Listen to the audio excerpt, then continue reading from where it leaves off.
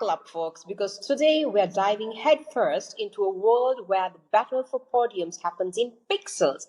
Milliseconds matter more than tire wear, and the next great racing champion might be just sitting in their bedroom with a high end sim rig and a questionable sleep schedule. Our guest today is the ultimate pit boss of esports racing, the man turning virtual speed demons into real world races.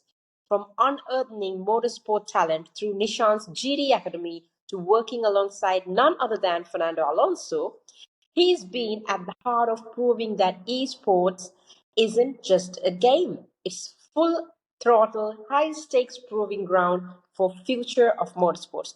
Now, as head of esports at Motorsport UK, he is leading the charge to make sim racing bigger, better, and potentially even more dramatic than a Red Bull Team Radio meltdown. We'll talk about what it takes to go from a home setup to a professional cockpit where sim racing is headed, and whether we'll one day see an F1 esports champion take the wheel of a real F1 car. Oh, and because we love chaos here at Stripping the Dipping, we'll put him through a rapid fire round where things could get even more unpredictable than, Ferrari's race strategies. So let's welcome the man who lives in 240 hertz and never rage quits, Paul Crawford. Welcome to Stripping the Dipping. How are you today? Hello, Georgie. Yes, very well, thank you, and thank you for having me on. Very much, much appreciated, and looking forward to it. Let me dive straight away to the questions. Tell me your first motorsport memory and what led you into this whole motorsport career. I would say it was definitely Formula One 1996, showing my age a little bit. Damon Hill winning the World Championship and Murray Walker's kind of famous commentary line about having a lump in his throat and having to stop at the end. I think I remember the Adelaide incident between Schumacher and Hill in 1994, but I don't know. But I definitely remember the 1996 and winning the championship when I was 9. I'd always liked cars, always liked motorsport.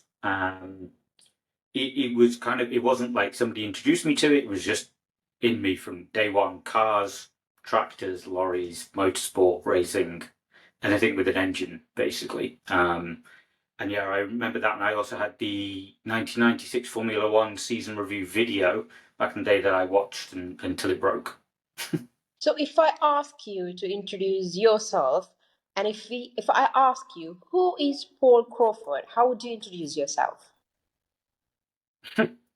Well, I am probably slightly older than the average age for an esports player, gamer. But yeah, I was brought up in the northwest of England. I love motorsport from day one. I was also a gamer, so not just racing. Love motorsport and kind of any computer game really. I had PlayStation, Game Boy, etc. And yeah, I kind of went through the processes like every young child. I wanted to be a racing driver. I wanted to be a Formula One driver. I sent letters to F1 teams saying, how do I become an F1 driver when I was 12 years old? And realized pretty quickly that wasn't going to happen. I did indoor karting and I didn't even own my own kart. I was never going to be there. But then that kind of quickly shifted when I was a bit older in secondary school to kind of thinking about working in the industry. And yeah, it's worked out okay so far. Well, that actually gave us a huge, an explanation of who Paul Crawford is. But let's dig in deep. You've had an incredible career bridging the gap between sim racing and real world motorsport with projects like the Nissan GD Academy and World Fast Gamer. What was your own journey like into the worlds of esport? Yeah, so esports, like I said, I was always a gamer. I played Gran Turismo. I played the F1 games from like 97, 98, 99. And then a friend of mine at the time introduced me to a game called GTR on a computer, which was very much a simulator as opposed to kind of a more arcadey game like F1 or Gran Turismo. And it kind of blew my mind. And I was like, wow, I didn't this is how I'd be a racing driver. So I got that on the family PC. I bought the game that you used to do back in the day on a disc and played that. I played it all the way through university, all of those different kind of game titles like Race 07, GTR Evolution, R Factor 1. Kind of moved away from the F1 titles, although I still did follow the sport in the real world. But I actually did motorsport management at university because a friend of mine showed me that at school that you could do that, which I had no idea. I put it as my second choice. I failed to get my first choice, luckily, because that would have been criminology, which I'm not sure would have been that useful for me. And yeah, I ended up doing motorsport at Swansea University. And off the back of that, I actually worked at the Silverstone Grand Prix in the summer of my second year, just in one of the merchandise stores. Got the opportunity through the course, literally selling caps and merchandise from 5 a.m. till 9 p.m. that you do at the Grand Prix. I went back the following year at the end of my third year, and I kind of knew at that point I need to get my foot in the door of motorsport, because at this point, esports wasn't a thing at all. It was very much a hobby, but I knew I wanted to get into motorsport. And I saw a job come up at Silverstone to work in the call centre. So I applied for that job, got the role, kind of spent 10 months doing that, taking calls, selling tickets to touring cars, club meetings, driving experiences, all of that. And then kind of the progression from there was I went on to a graduate management trainee scheme. So I went around all the different departments of Silverstone for a couple of years, and this is kind of, there has to be a bit of luck in your career. This is where the lucky bit came in. That the department that I ended up with in 2010 had already run the first ever GT Academy on behalf of Nissan, kind of as a they won the pitch basically to run that program for them, and it was run at Silverstone. And I joined at that point, and they'd just done the 2010 one, which I worked on when it was part of Silverstone. And then they offered the chance from Nissan to set up as their own agency to run not just Nissan GT Academy, but also kind of manage the motorsport program and the athletes. So training programs, equipment, driver kit, logistics for the drivers, their travel, etc. And they kind of said, do you want to come with us and come to the agency and leave Silverstone? So I then ended up working on all of the GT Academies, with Jan Mardenborough. I lived with him for 6 months, and then all the way through to 2015. And really that is, what is that now, 15 years ago. It was so far ahead of its time.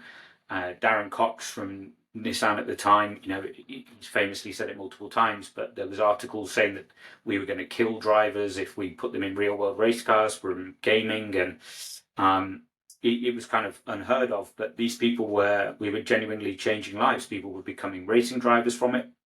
And my role then, kind of after GT Academy, I went through different phases with other companies. I did traditional event management for a while, but then I ended up going freelance for a while, and then I ended up helping run the Mercedes F1 esports team freelance, which then led to other opportunities.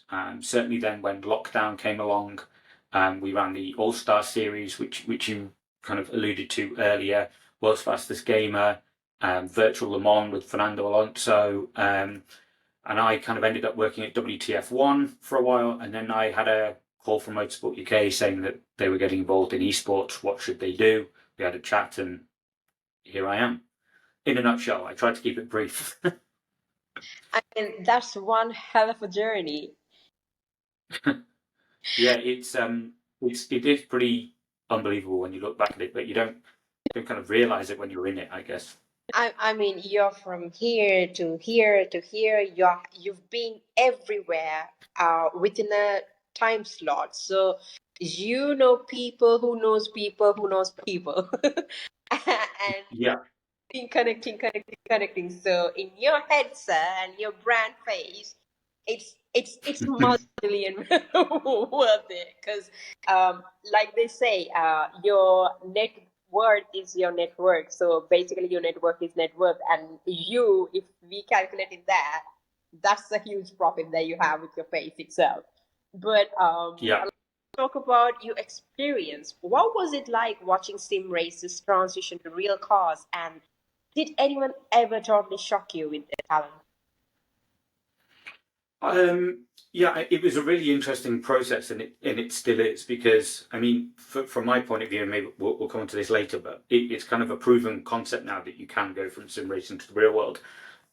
Back in those days, it sounds like it's a long time ago, but back in those days, it was unproven. So seeing people make that transition, and it really makes you realize the biggest point was that being a racing driver isn't just about being fast on a track, because there's a lot of people who can drive fast in a car around a track competently and quickly when they're on their own. It's normal sunny weather, but then when you add in rain, or you add in night racing, or you add in driver changes, and you add in the pressure of having to perform, and when you add in kind of all of the other expectations that you're meant to meet when you're racing for somebody like Nissan, a global brand.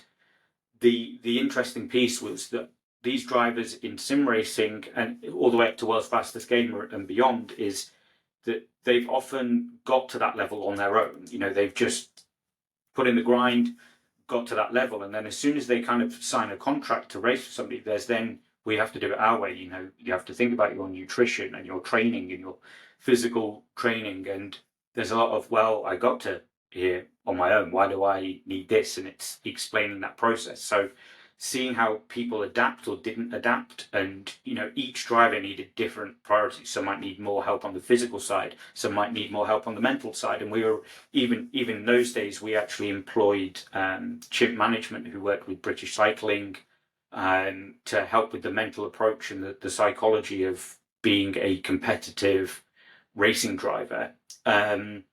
There was a number of times that we were really impressed with drivers on track, that even drivers who didn't actually necessarily go on to winning GT Academy. Jan Mardenborough is very much kind of the most well-known GT Academy driver, but there were drivers like Wolfgang Wright who were very, very quick on their day, who could put in probably the fastest lap time. But I mean, all of them, all of the GT Academy winners and World's Fastest Gamers winners won it for a reason. They were really good on track, and it's all about kind of that next step of adapting, understanding the business side of things, understanding kind of the whole package of being a racing driver. So, in my belief, Motorsport UK is the federation for United Kingdom for motorsport, is it? Yeah, yeah. So we're the governing body of all four-wheeled motorsport in the UK. UK. So, can sim races really make it? Like, as you mentioned, Jan is actually one of the people who we've seen taking that leap from gaming to racing. But do you think sim races can truly compete at the highest level of real world motorsports, or is there a ceiling? I mean, let's take Formula One for an example. Yeah, I completely 100% believe that they can, and that is now getting proven more and more because you've got stories. I mean, there's multiple stories now. There's a driver called Deegan Fairclough who won the British F4 Real World Championship last year, going into GB3 this year, I believe. And he came from a esports competition run by Rocket, and he has been unbelievable in terms of his talent on track. He was one of the winningest drivers in a championship season. He's been fastest in testing in GB3. So I completely believe that if everything goes right, he can get to the top. I think if you look at somebody like Seb Job, who is a Red Bull esports driver who's tested the Porsche Carrera Cup recently and famously got put in the Red Bull F1 car. He was at a decent level considering he'd never done anything in the real world, and I don't think that it would be too far away from the reality that if he gets the chance to do a season and puts time in and has the testing and the right support, that he could genuinely be right up at the front. And if you look at James Baldwin as well, when he won World's Fastest Gamer and did British GT, he was on pole position for his first race in the GT3 car at Alton Park, in his own right. So I completely believe that sim races can be right at the front of any championship, even F1, and it's all about time and just like in anybody's career, but also as a racing driver, it's all about everything coming together and working. So, as we mentioned about Motorsport UK being the federation for four-wheel motorsports, as the head of esports at Motorsport UK, which is the federation, what does your role entail and what are your primary objectives? So I think I'll answer the second one first. The primary objective really is for people to understand now that sim racing can be seen, and we see it as a motorsport discipline in its own right. So it is now a motorsport discipline with the lowest barrier to entry in terms of cost and ease of access compared to any. I kind of liken it to indoor karting. You can do indoor karting pretty cheaply, but as soon as you go into the realms of buying your own kart, it then becomes significantly more expensive. Whereas obviously you still have to outlay for some equipment for sim racing, but it's a one-off cost and off you go. So kind of highlighting that fact that the equipment, the hardware, the software is at a level now where it is a legitimate form of motorsport. You can make a career out of it, not just as a driver, but as a team manager, coaching, broadcasting, marketing, etc. It is really important, and we are in a unique position as Motorsport UK that we're not like a startup. We're a governing body that's been around for many, many years, and I have the support of everybody in the building that I'm in now, which doesn't look like my backdrop, but it's very tricky to balance my role really because I'm a team of one currently. I still have the support of the other departments like marketing and commercial and all of that, but so it's getting this fine balance between business development, kind of developing what we're doing. I work alongside the FIA, and they have a esports commission that's helping try and kind of direct where the sport is going. They recently introduced an international sporting code for sim racing. If you want to run under the FIA banner and run world championships and things like that. And then it's kind of working out where we fit and what we need to deliver. We have a membership that offers drivers a chance to try iRacing for free, which is normally £100 or $100 subscription. It gives you access to all of the different events and championships that we run, and I kind of manage all of those events. I deliver those championships. I was in London today at the College of Esports in London, kind of meeting them, finding out what they do and seeing if there's any collaboration. So there's a lot of business development, learning all the different ins and outs of the industry because we're always learning. So it's a balance between kind of business development, partnerships, and then also the delivery and admin of running multiple championships on multiple different game titles, really. So, Motorsport UK launched the Esports Hub to support the sim racing community. Can you tell us more about this initiative and its impact on the esport landscape as well? Yeah, so the Esports Hub is at the centre of that is a website, but it's also a Discord server that we run with kind of 1,500 people in there now. And the whole kind of point of it was that we are approaching sim racing and esports. We're an unbiased party in this. We're not trying to sell products or services or anything like that for gain. So we were very aware that we're in a unique position. So the hub is somewhere where you can find out how to get started in the sport, decipher some of kind of the jargon or the marketing spiel that you might see. It also gives access to the membership that I mentioned about and the events that we do, so you can get involved with those. And the idea of the events that we run is that because of our connections and our position, we can offer events for everybody, not just professional level, that are kind of high quality. So they are broadcast, stewarded under rules and regulations, with great prizes that are unique. We work with people like Porsche Cars GB and deliver a community championship for them, for anybody to take part in, which, in the real world, who gets to race in a Porsche licensed championship? Not very many people. So it's opening up these opportunities for the industry for the community, sorry, to then be able to, get involved in more. And then also kind of going from what we do in the real world around talent pathways and talent identification, we are trying to develop a bit more of a talent pathway for people who are trying to become, maybe professional sim racers, which we're very aware, isn't everybody, but there is more and more people. I get approached a lot at events, parents saying, where can my daughter or my son take part in events to get noticed? We were doing karting for a couple of years. We've run out of money, so we're going to go put them in the route of sim racing. So, we've developed pathways up to, we run a full kind of British esports championship, which has some of the biggest teams in there, the F1 teams like Ferrari, Aston Martin, Williams, Alpine, G2, people like that, Guild Esports. But we have a feeder series underneath that, which anybody can try and qualify for, which broadcast on the same broadcast.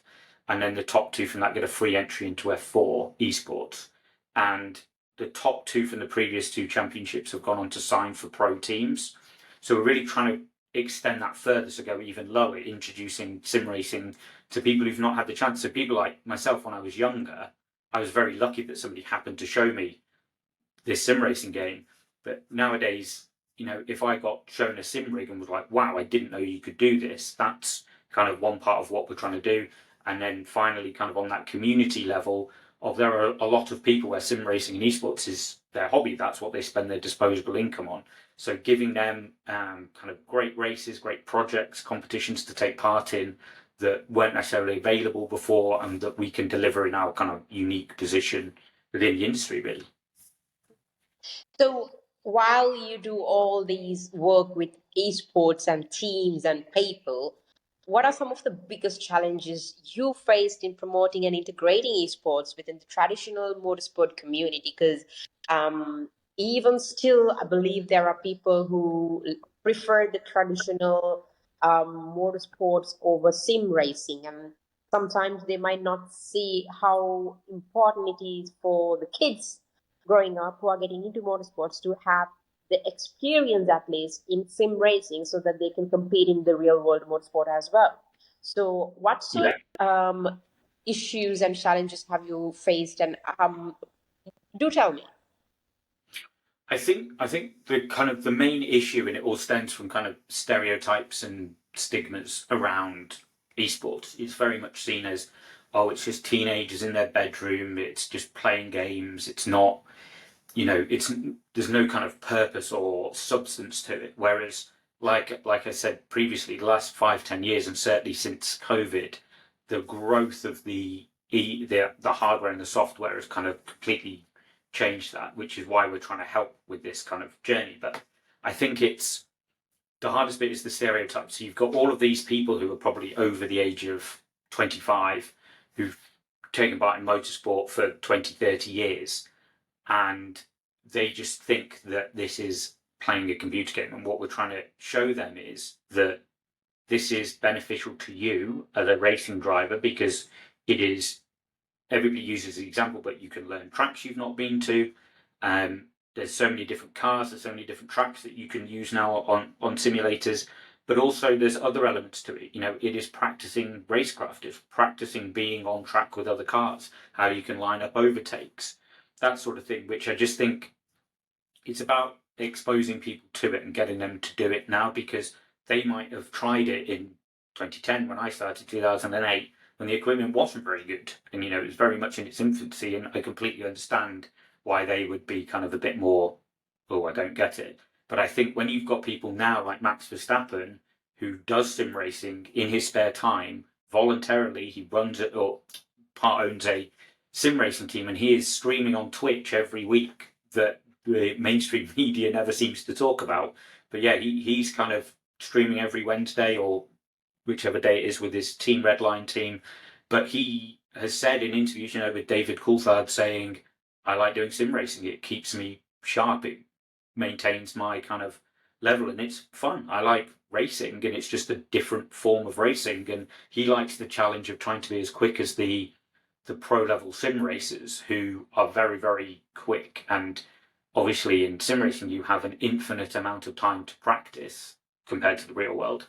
So he likes that challenge. So I just hope that, part of what we do, it helps break down that stereotype. And I think one thing that will help with this is we run the British Kart Championship, and all these drivers from the age of 8 to about 15, 16, most of them are already doing it. It's normal to them. So when you fast forward another 10 years and they're kind of in the 20s and 30s, it will just be kind of normal in the industry. You won't have to do that sales pitch of this is why sim racing is good. It's just be a normal thing that people do. I can't wait for that bit. I mean, now you can results rather than pitching an idea without, because the vision is already out there and people Yeah. can see the results also. So how do you see sim racing evolving in the next 5 to 10 years, and what role will organizations like Motorsports UK play in that evolution? Because I'm pretty sure that we never thought sim racing will come this far, but due to COVID, it took a huge rise. And now every person that we know and we talk about have done it or still doing it. So where do you think this is going in the future? I think that's kind of a multi-tiered question in terms of depending which sector of the industry. But I'd say kind of at the top level with the FIA bringing international sporting codes and the opportunities for world championships. You've got the Olympic Esports Games on the horizon in 2027. I just think that it's one of the bits we're trying to help with is it's just going to become more and more like a professional sport at the top, which is the way it has to go if you want brands and companies to get involved with it. It can't be the Wild West. So I think on the sports side of things, it will just grow and become much more of an established professional sport, and then kind of the drip down effect of that with more people taking part. And I think we're in a really interesting space at the minute with the games available to do it. Some people call it the golden era, which you never know until it's past, right? But we've got iRacing, Le Mans Ultimate's pretty new. We've got Assetto Corsa, Evo coming online currently. WRC games and things like that. So I think we are in a stage of growth. I would say that kind of the arc went massively up at COVID. It came back down a little bit, and now we're like at the plateau where it's kind of shaking itself out. The established people who are here to stay are now here and helping develop. So I think it's only going to go one way, which is up, and it's just trying to steer that in the right direction. We as a governing body deal with the kind of the less sexy bits, would say, which are things like safeguarding and licensing of content and things like that. But that is what needs to happen in a sport, and you need to learn from what's gone before in traditional sports and not fall into those traps. So helping with that is very much on our agenda. You've worked with notable figures like Fernando and also. How do professional drivers perceive sim racing like them?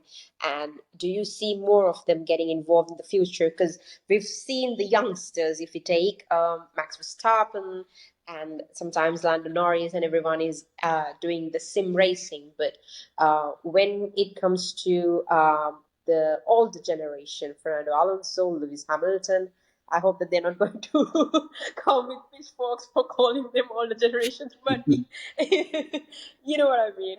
So, Yeah. so how do you see their role, and do you see more of them getting involved in the future? I don't see them getting more involved.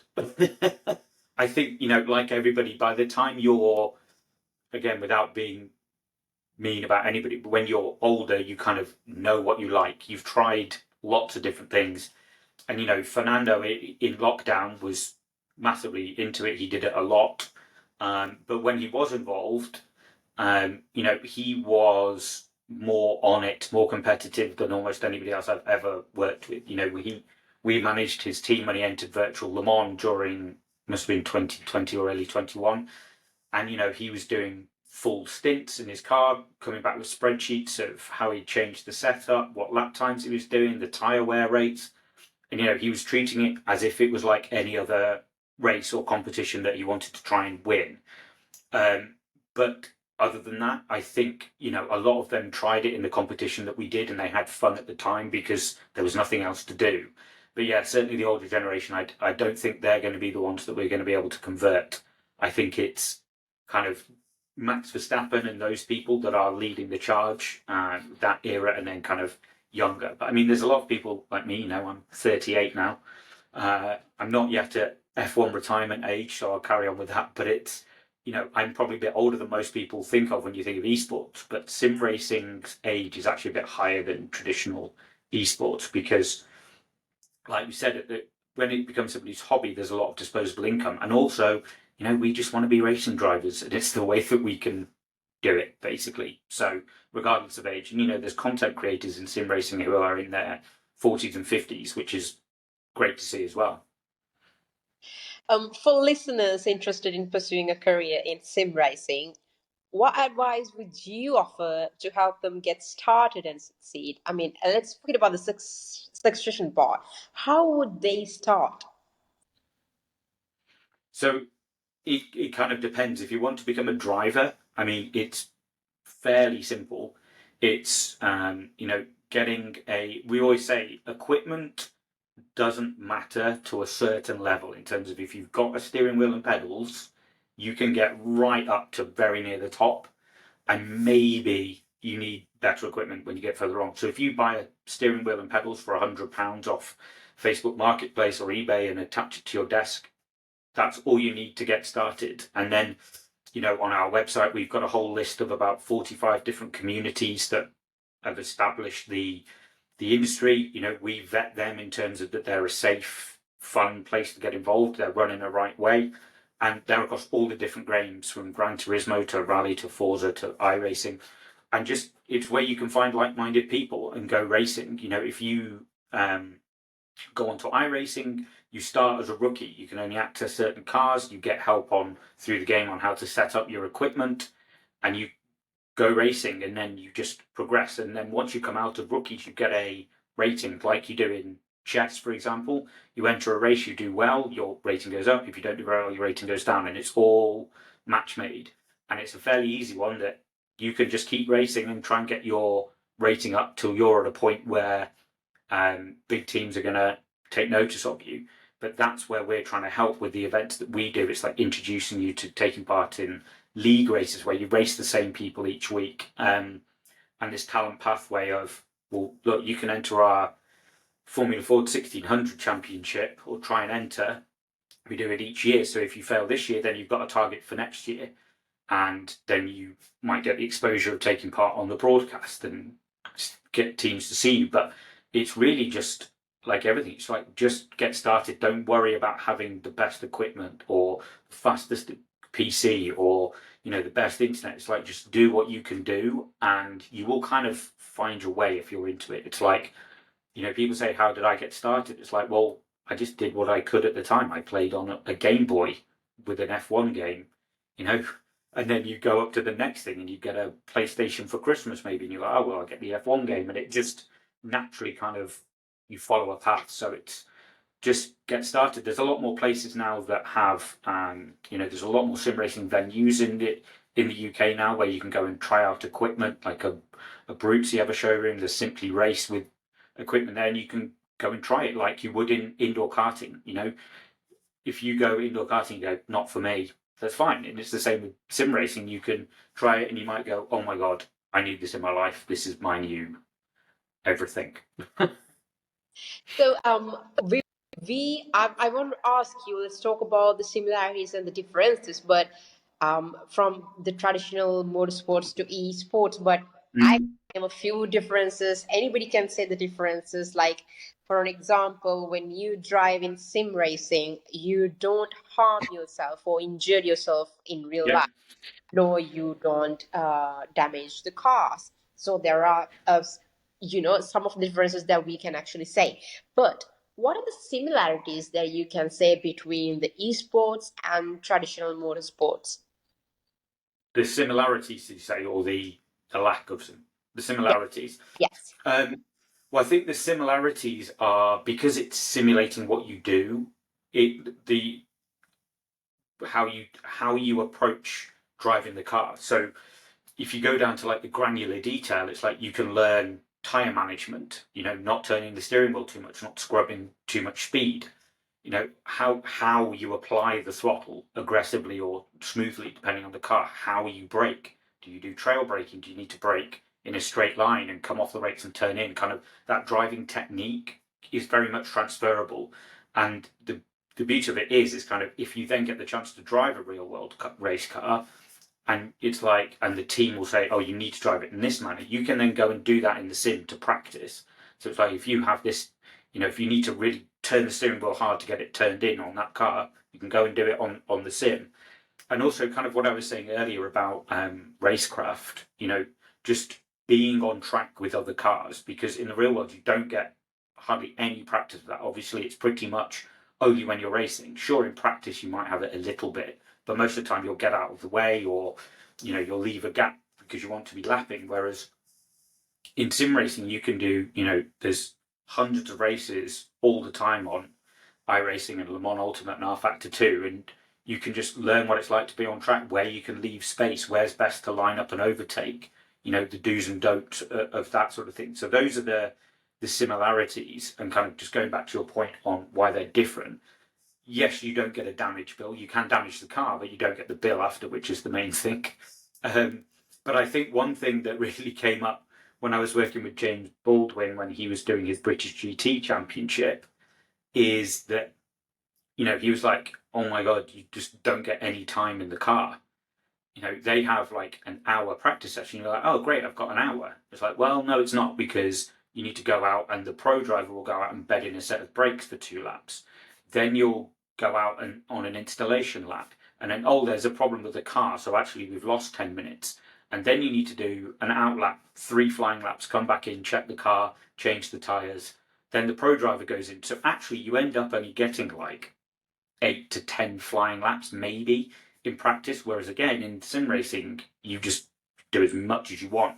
And it's so in the real world, there's much more pressure on extracting the most out of the car and getting the most information out of the car and the most speed out of the car instantly, rather than being able to just take your time.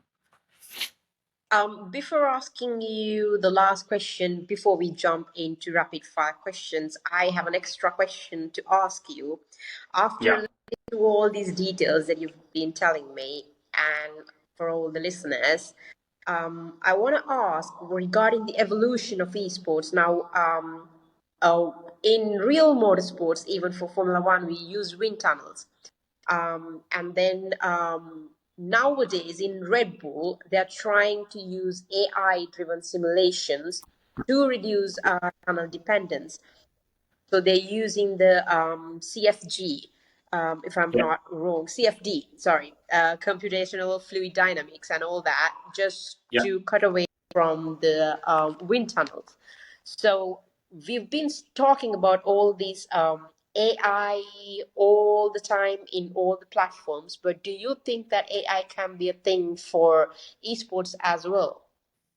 Yeah, so AI is already being used in sim racing quite a lot. There's a number of coaching tools that are AI, coaching you around the track as you're driving around, telling you where you can go faster. So that is certainly a way. I know that there's hopes that they can bring in kind of race stewarding with AI, which I think could be interesting. And kind of your crew chief could be quite a cool one, where they're telling you how much fuel you need to put in rather than working it out yourself, and being more kind of, because in the real world, obviously, drivers don't choose how much fuel they're putting in the car or what tires they're putting on. That's done by, their engineer, the crew chief, or their team, even at kind of entry level motorsport. Whereas in sim racing, you kind of have to do it all. And I always feel like there's definitely a space there for AI to kind of fill that gap for you. So I think there's definitely ways that it can be done. There is AI racing, in terms of, you can race against AI instead of real people, which helps if you don't want to go into the online world, basically.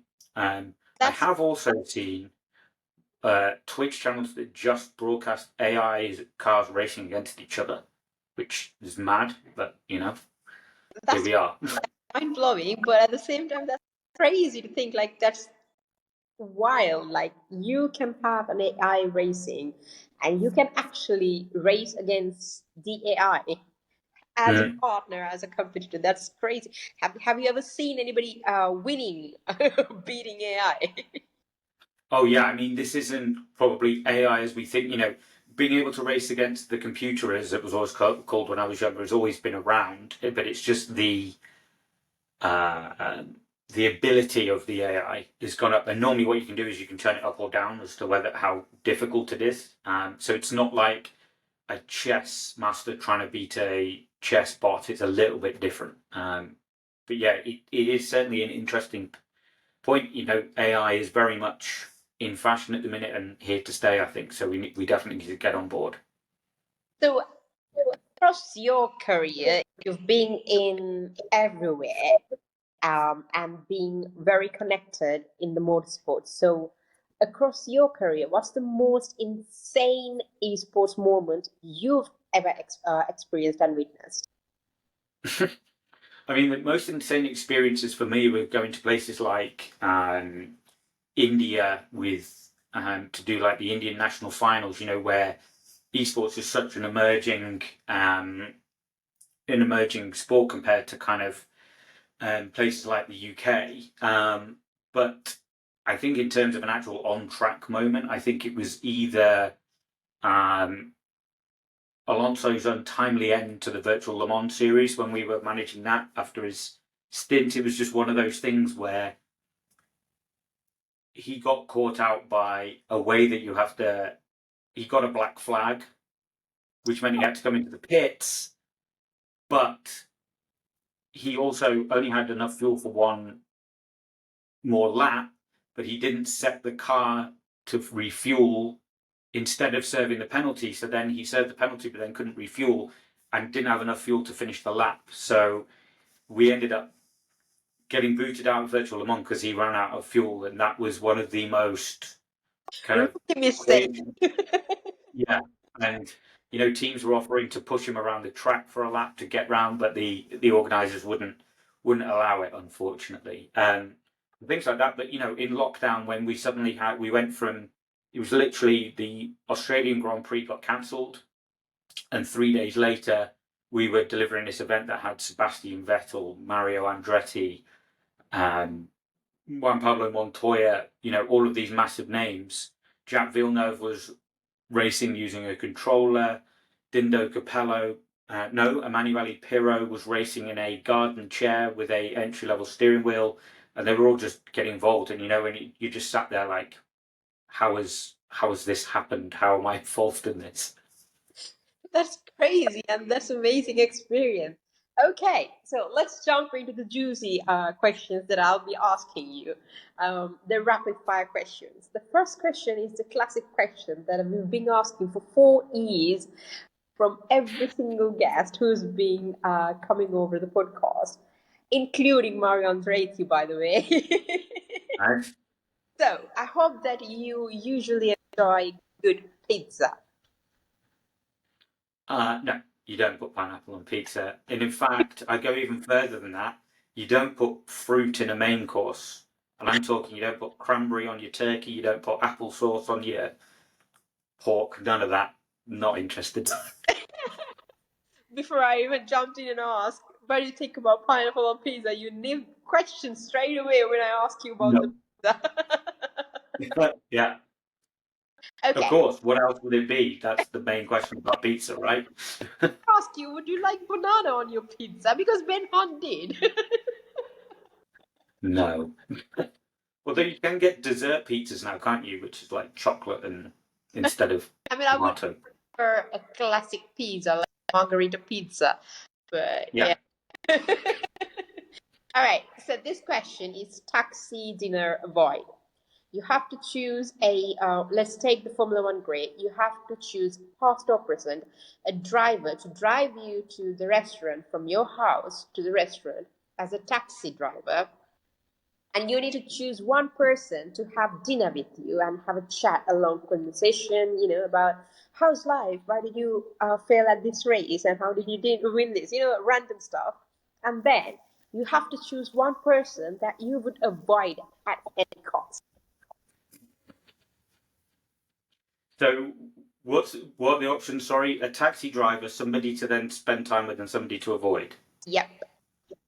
Okay, I'll do the easy ones first. So 100%, I'd spend time with Kimi Raikkonen. There is, I don't fan boy or girl over many people, if any, but Kimi Raikkonen would be one of them. Past or present taxi driver. That's a trickier one. If you wanted like entertainment, like super aggressive driving, maybe go for Max. It'd be maybe seat of your pants stuff, but hey, it would be exciting on the way. And then avoiding somebody, I mean, it feels a little bit harsh, doesn't it? Trouble is, people who I didn't like, I then ended up liking. Like, I was never a Michael Schumacher fan, but then after his career, I was always like, I liked him. I never liked Sebastian Vettel when he was winning at Red Bull, but then when he stopped winning, I was like, oh, I like Seb. Yeah. I don't know. Let's say Jos Verstappen, because I wouldn't want to deal with the politics of talking about intra-team relationships right now. There we go. Good answer, I would say, because Matt Dinovsky, who came over before a week ago, he also chose the same person. He was like saying, Oh, right. I don't want to deal with it. Yeah. I'll just go with this person. I don't want to deal with him. Yeah. Okay, so if you were a sandwich, what would you call it, and what would you put in it? What ingredients would it have? I mean, I could be really boring and say I'd be a BLT I don't because it's boring dependable. as Everybody likes it. Hey, say again. Sorry. I don't think anybody can go with boring as much as Andrew, because when I asked him, Andrew was saying he fancy a sourdough sandwich with ham and cheese on it. I mean, a BLT is dependable, so let's go with that. I am dependable in a crisis, let's say, and if you're desperate, you don't know what to pick, just go BLT. You're never going to be let down. Okay, so these questions, I will give you 3 answers for each question, and you just have to say the correct answer. Who said this? These are famous quotes from all these motorsports athletes. So the first one: if everything seems under control, you're just not going fast enough. Number 1, Ayrton Senna. Number 2, Mario Andretti. And number 3, Lewis Hamilton. I feel like I've heard it, but I definitely don't know the answer. I don't think it's Lewis. I think it might be Mario. Din din din. Yeah. Yeah. I felt like Senna was in there as a red herring because it goes with like the whole if you don't go for a gap then you're not racing driver thing. But I was like, I think it was Mario. Yeah. Senna would be like, if you don't see a gap, things like that. You just go. Yeah. So the second card. Winning is everything. The only ones who remember you when you come second are your wife and your dog. So, first answer, Niki Lauda. Second answer, Michael Schumacher. And third, Damon Hill. Again, I don't think I've even heard that one, so I am guessing, and I'm going to guess Lauda. So this time it's Damon Hill. Really interesting. I didn't have him as that ruthless. Interesting. Okay, the third one. To achieve anything in this game, you must be prepared to dabble in the boundary of disaster. First answer, Sir Sterling Moss. Second answer, Sebastian Vettel. Third answer, Alan Prost. Not heard that one either, so I'm now guessing on. Who's the first one, sorry? Sterling Moss. I think it might be Sterling Moss. And you're correct, sir. Just the wording, like it feels like a more old school. Yeah, the chapel in the Boundary of Disasters. Yeah. Yeah, that's true. You are smart. I can say that. You're a smart. Okay, With maybe random trivia that I don't need to know, maybe. I'm pretty sure that you're getting that title for random trivia. All right, so fourth one. Racing is like anything before or after is just waiting. First answer, James Hunt. Second answer, Steve McQueen. Third, Juan Manuel Fangio. I've definitely heard that one before, and I think it's Steve McQueen. Crazy. Yes. Crazy. Good. The James Hunt did throw me because I was like, oh, maybe. But then when you said Steve McQueen, I was like, no, he's in. Okay, the last one of these questions. The best way to make a small fortune in racing is to start with the big one. First answer, Bruce McLaren. Second answer, Eddie Jordan. Third answer, Bernie. I have heard it. I don't know which one it is, and it could be any of them. So I would say you've done very well at picking people who it could have been said by. I want to say Bruce McLaren, but I don't think it is. Bernie Eccleston. Well, it is actually Eddie Jordan. Yeah. It could have been any of them. Okay, so these are the end of the Who Said This, and I have one more question for you for rapid fire question. Esports or real racing forever? If you had to erase one from existence, are you gonna use esports or real racing? Which would you sacrifice and why? That is really hard. That is really hard and unfair, I would say. Doodle. Because if you get rid of esports, then you're basically getting rid of one of the futures of the sport. But if you're getting rid of motorsport, then it's kind of the core of the sport that esports is. Trying to build up.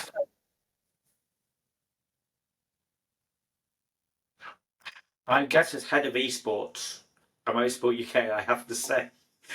No, hang on, because then Motorsport UK would not exist. Very tricky. I will say, let's stick with esports. I've got to commit to the cause, right? I mean, you have a job to do, sir. Yeah, I'll be shooting myself in the foot a little bit if I was like, yeah, let's just get rid of esports.